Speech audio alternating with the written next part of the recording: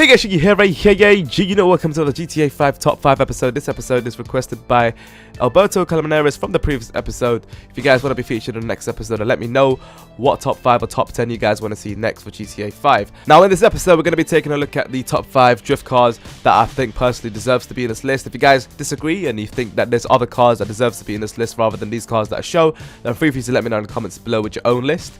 Now as always, if you guys enjoyed this episode, hit that like button, it'd be greatly appreciated. The previous episode managed to reach 420 likes. Let's try and hit that 800 like mark. That'll be freaking insane. So without further ado, let's get right into this episode without wasting any further time.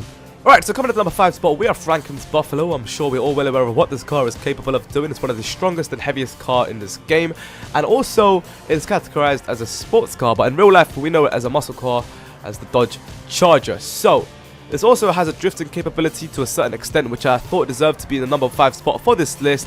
But the downside to its drifting capabilities is that the weight itself, you know, it's sort of hard to do consecutive drifting around 2 corners.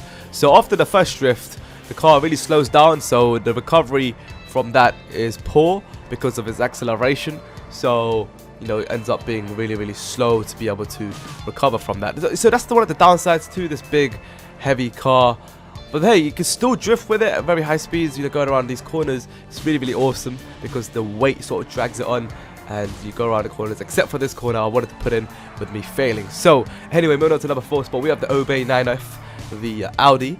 Now this one is another one of these cars where, you know, you can definitely drift around corners with ease, with little or no effort whatsoever. So I really like that. And by the way, just in case you guys didn't know, yes, there is a huge difference between a power slide and a drift. Now this is where a lot of people tend to argue against GTA, because GTA doesn't necessarily have the best drifting mechanics, but it still has to a certain extent, to somewhat, I suppose.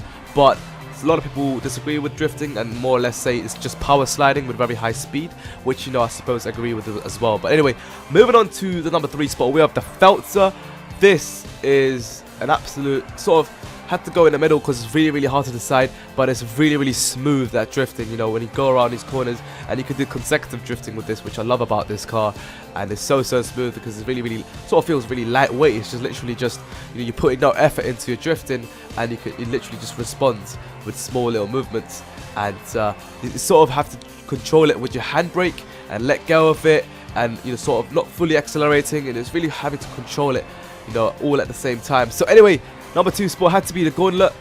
This is another muscle car, and it's got the perfect balance for a muscle car to be able to drift like this, even in very straight roads. You can just see it is so easy to do it to very huge angles from both sides. It's really awesome. You can do it around corners and whatnot, so I find it deserves the number 2 spot for this episode. So anyway, number 1 spot, of course, with no sort of explanation needed to this, but we all know the Futo is the best drifting car in the game by far. I'm sure all of you will agree with this for the number 1 spot. If not, then let me know what car you think is the best drifting in the comments. But this one, fully responsive, little or no effort to drift around corners. And I'm going to show you a bonus clip right now, which I thought was really awesome, with the Lamborghini, the Infernus. That right there was a freaking insane power slide or a drift. Is up to you. Oh, actually, let me know in the comments below what you think. Is there drifting in this game, or is it just power slides? You know, I'm really interested because there's a huge discussion on that. But anyway, if you enjoyed this episode, feel free to hit the like button and let me know in the comments below what your top 5 would look like for drifting cars. If you think, you know, there's drifting or power slide car, what do you want to call it, how the terms work for you. But yeah, thanks for watching, guys. I'll see you guys soon. Check you soon out. Good night, peace. Yeah. Hey guys, you here, right here, you know, welcome to another GTA 5 top 5 episode. In this episode, we're taking a closer look at the best top 5 off-road vehicles in this game. Now, as always, if you want to change up the list after watching this episode, let me know in the comments below if there's any other off-road vehicles that you think deserves to be in this